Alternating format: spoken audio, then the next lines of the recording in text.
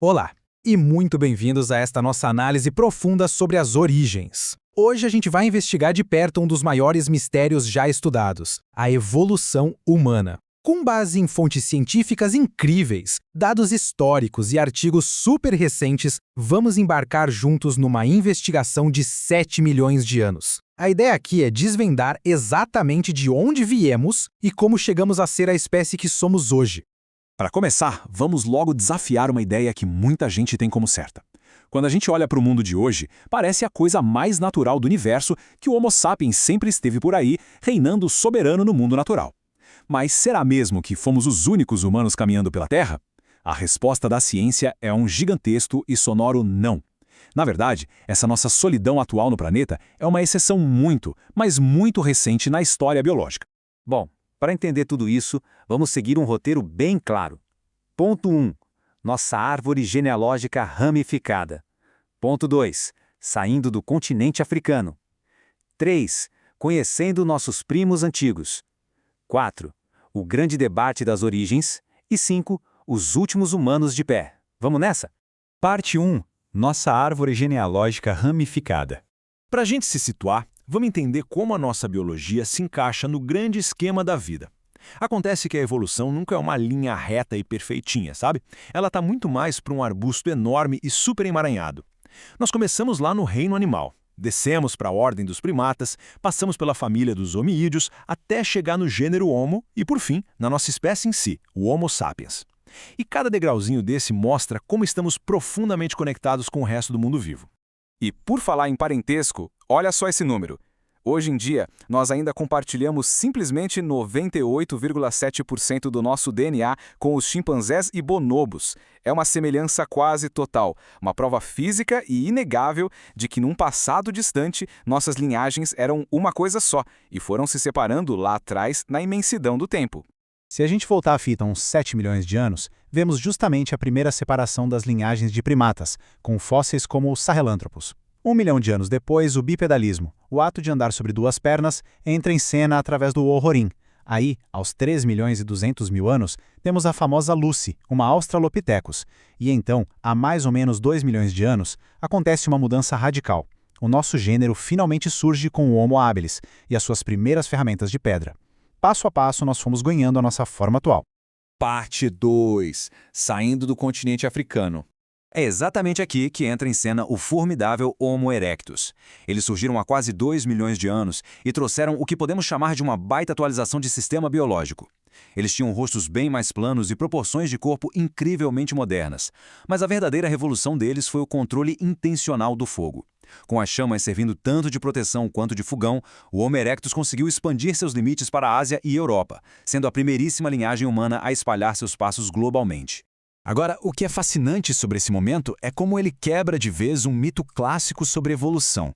A gente costuma imaginar que a espécie mais antiga simplesmente some da face da Terra no minuto em que a espécie mais nova aparece, certo? Pois é, não é bem assim. As evidências mostram que o Homo habilis e o Homo erectus dividiram o planeta por coisa de 500 mil anos. Não teve uma aniquilação automática, eles provavelmente só se separaram a partir do mesmo ancestral e seguiram caminhos paralelos na natureza. Parte 3. Conhecendo nossos primos antigos. Com essa galera se espalhando, a diversidade humana literalmente explodiu. Fica super nítido como a geografia exigiu adaptações totalmente únicas de cada grupo. Lá na Eurásia gelada, quem dominava eram os robustos neandertais. Eles já construíam abrigos, controlavam o fogo e até realizavam rituais de sepultamento. Na Ilha de Flores, na Indonésia, a escassez de recursos fez surgir o Homo floriensis, humanos incrivelmente pequenos devido a um fenômeno chamado nanismo insular. Já no frio extremo da Ásia, os misteriosos denisovanos desenvolveram genéticas perfeitas para aguentar o ar rarefeito das grandes altitudes. Mas quer saber o lado mais inusitado dessa história toda? As populações humanas atuais com origens fora da África carregam entre 1 a 4% de DNA neandertal circulando nos corpos hoje. Esse pequeno percentual irrefutável comprova cientificamente que, nas estepes antigas, a nossa espécie cruzou diretamente com esses nossos primos grandalhões. Ou seja, no fim das contas, o DNA deles continua vivinho dentro da gente. Parte 4. O grande debate das origens. E para conduzir essa nossa investigação de forma séria, a gente precisa olhar direto para as fontes acadêmicas.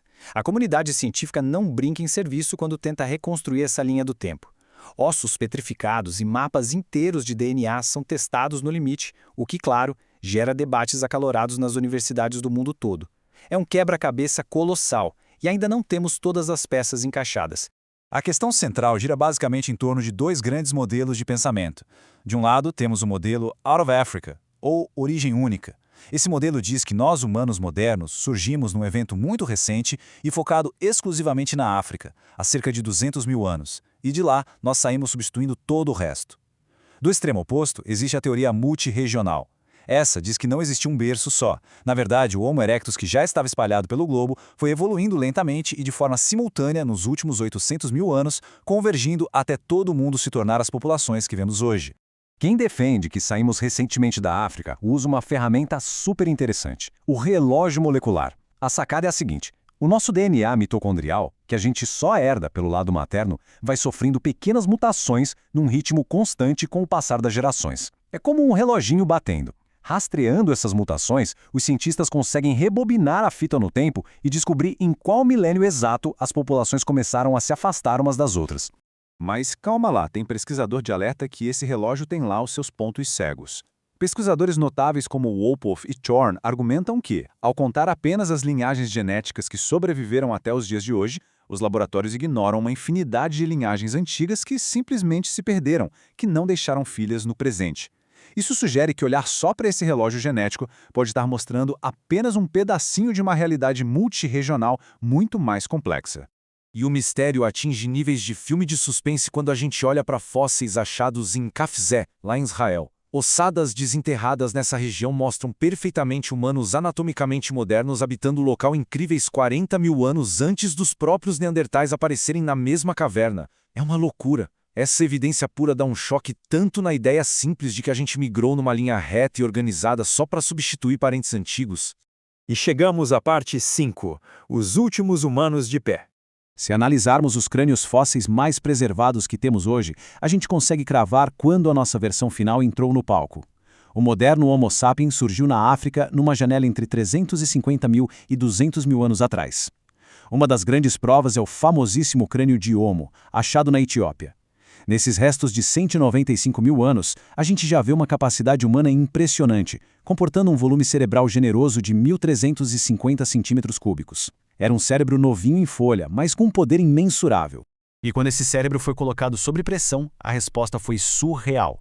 A ascensão e o controle de mundo por parte dos sapiens foi assustadoramente rápida. Há uns 70 mil anos, a gente teve uma explosão cultural e de inovação gigantesca na África. 40 mil anos depois, as paredes das cavernas europeias já estavam inundadas de artes complexas. E para fechar o pacote, ali entre 14 mil e 8 mil anos atrás, estourou a Revolução Agrícola. A gente parou de apenas fugir dos predadores e começamos a domar a paisagem, criando fazendas, casas e eventualmente as civilizações. A fragilidade ficou no passado.